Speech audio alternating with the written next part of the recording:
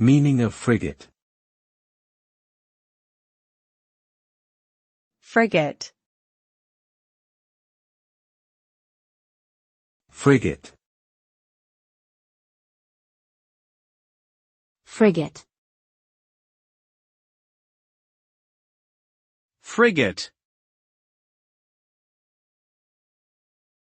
The term frigate refers to a type of warship that is usually smaller and faster than traditional battleships.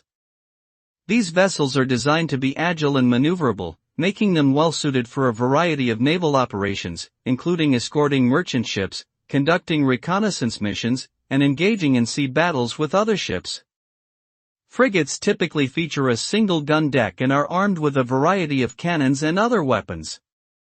They have been an important part of naval fleets for centuries and continue to play a vital role in modern militaries around the world.